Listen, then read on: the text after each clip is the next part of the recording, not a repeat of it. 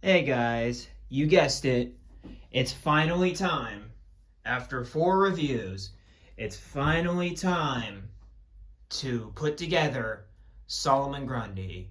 So let's, of course, put this man together. So, of course, we've got the head. And ideally, I'll just pop on like that. And, of course, we've got the jacket, because it's better to put that on now than later. And then grab this left.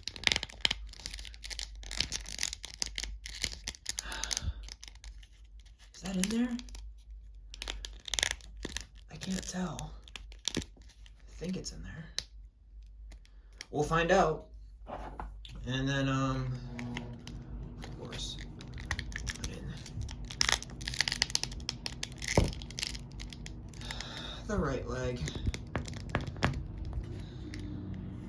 And then, of course, put in the right arm. Ah, come on.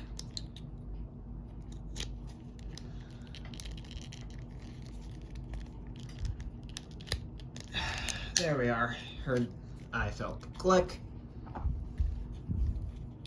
And then, of course, we have left. There we are. There we are.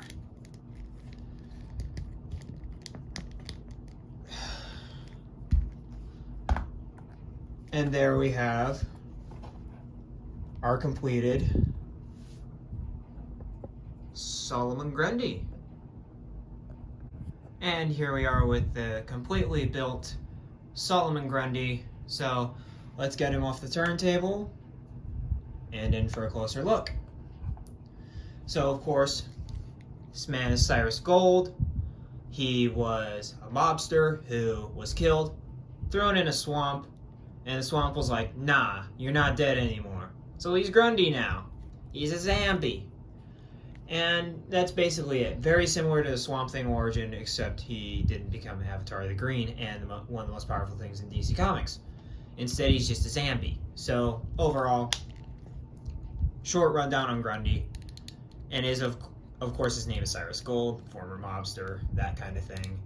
But in the Arkham games, it's just clear that he was Cyrus Gold and that he was found at the bottom of the Iceberg Lounge. But overall, he looks really good. I love all the texturing and the kind of decayed suit that he's got going here. Love all the texturing of the ripped up pants. It looks like he's been wearing this a long time and rotting in this for a long time. And of course, we got the stitching right there. And the chest cavity doesn't open up for those guys who have the DC Collectibles figure. I envy you, but this guy does not open up like that. Of course, we have all the stitching, which looks amazing. Have the chains around his wrists. Got the rope tying around his pants, because we don't want to see a zombie dick. And then, of course, got the legs and the toes, which are strangely still human colored. It's really weird. I don't know if I'm a huge fan of that. And the nails looking really gross and decayed, disgusting.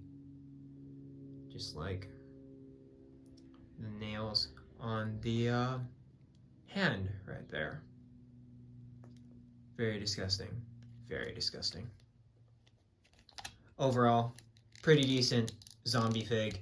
He is a little small though, as you'll see when we compare him to Croc later in the review. But overall, textures look great. Absolutely pulls off that decaying zombie look right there. But he is a little small. He's not as huge as he normally would be. Apologies for my camera not focusing and my camera's being dumb today. But yeah, overall textures look phenomenal. Absolutely love this guy head to toe in terms of a texturing and sculpt point, not including articulation, of course, because we haven't gotten into articulation yet. Speaking of which, we're getting into articulation now. So he has a ball-jointed head, but it's very limited. He just swivels like that, and then barely looks down, and then looks parallel. Can't even look up. He's a very pointy figure too. I've got several marks on my hands from pushing in the different body parts from the building part of this review, etc., etc. And then, so he has that weird thing when it comes to the bigger figures where the joint is literally just it being loose. The armpit joint's just it being loose. So if you got that here, then of course the arm goes up that far and back about there. No bicep swivel. Single jointed elbow, which looks pretty good. And of course, rotation with that single joint. Looks pretty seamless. And then of course we have the sculpted in wrist joint, which can move that far in and that far back. But I like to keep it stationary just so I don't see the joint like so. And then of course we have the standard McFarlane diaphragm joint right there. Actually it's this piece and this piece, so be aware of that. Also, these legs are not ever fully secure. I tried pushing them in as hard as I could and I never got them absolutely perfect, so be aware of that. But yeah, he moves around like so. And of course, legs, if I don't break them off, have the same McFarlane joint as all of their figures. Nice ratchet joint right there. We've got really good thigh swivel, like insanely good thigh swivel. And of course we have a single jointed knee, which doesn't look that bad because of how they did the knee where they sculpted over the joint. So it just looks like pants right there. Looks pretty good overall. Really loving this guy in terms of sculpt, like I said again. Then of course we have ankle pivot. Look at that. And then his ankle can go up that far, down that far, and of course toe articulation. But overall, I'm liking this guy from a sculpting and articulation standpoint from the most part. And here is our new Grundy, next to, of course, Croc. And of course, Grundy should be at least taller than Croc, if not, like, up to probably here.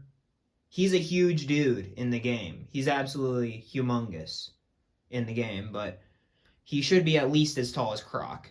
At least. And here we are with all of the Arkham Rogues released so far. Of course, we're totally building out our Arkham Rogues with this wave because, of course, the majority of this line, at least this wave, are villains because of Catwoman plays both sides. And then, of course, we got Penguin and Ra's al Ghul. And then we have, of course, got Batman on the hero side. But anyway, I introduced those guys. Of course, Croc from the previous clip. Then we've got Arkham Asylum Joker, Deathstroke, Arkham Origins Deathstroke, and of course Arkham Knight right there. And overall, these guys are looking great. They're looking fantastic.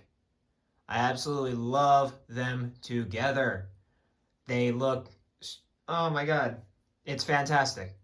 I love seeing a good Rogues Gallery like splash page in a comic, and this is exactly what this looks like. So I'm on board.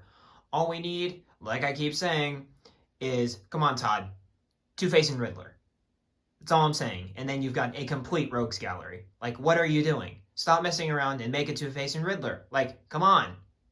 of course, you're waiting for the money shot, so here's the whole wave. We've got Penguin, we've got Batman, we've got Raish, got Catwoman over there, and of course we have Grundy in the back. And like I said, Grundy should be towering over these guys. He is not towering over them. And of course, Croc's supposed to be like 12 feet tall too, and he's only like realistically like 8 feet tall. If Batman and Raish are 6 foot, Croc, Grundy is like 7 feet tall, and Croc is like 8 feet tall. So I get it, scaling is not a real concern, but he should at least be towering over them. And if that warrants a Mega Fig release, then fine. Just when you do a Build-A-Fig, make sure you can get the proper scale in. That's all I'm really concerned about when it comes to a lot of these bigger characters. Like Bane should not be that tall. In my opinion, Bane should not be that tall. He should not be like towering over people. He should be like 7 feet. He should be Grundy size, in my opinion. That's my Bane size. But Bane and Grundy should switch heights, in my opinion. Because Bane's freaking huge and Grundy's not. So, to warrant a Mega Fig release, totally re-release this guy taller. That's all you need to do. He's probably not going to do that, but it's just one of those things where it's really hard to be convinced that Grundy's that short. Just my personal take, I guess. And this, of course, marks the end of the Arkham City Wave reviews, and of course this one as well. Overall, Grundy is a decent figure. Like, my main problem is that the legs on mine won't stay in if I move it around too much, which that really disappoints me because Grundy's awesome. But overall, I'm just going to have him stand there because he's a zombie. Like, I can't really think of a lot of good poses for this guy to get in without, like, having some magnificent diorama, which, of course, I'm not going to build because time constraints. But overall, he's a decent figure. I wouldn't get 4 figs for him, though, if that makes sense. Like, I wouldn't get an entire wave for Grundy. Like, get the figures because you want to get the figures, not to collect to build this Grundy. Like, you don't need this Grundy. I'm gonna be real with y'all. You don't need this Grundy. Because there's going to be a better one along the way that's going to be taller and just overall bigger and more badass. So, my opinion, wait on him. I would not get this guy unless if you are a huge fan of the Arkham series like I am and had to get this as soon as Todd announced it on pre-order. But besides that, I couldn't recommend this Build-A-Fig. Of course, I recommend every other character on the list besides, of course, Batman because he's a repack. But all the other figures are great. This guy's okay. I can take this guy being okay over other figures being great. So, of course, that's the end of this review. Like, comment, subscribe, all that good stuff. Tell me what you guys are getting in the comments below at your stores, so I can gauge what reviews could be next. And of course, keep doing what you love, keep collecting, keep loving each other and being honest and with each other. And as always, guys, keep collecting and peace out.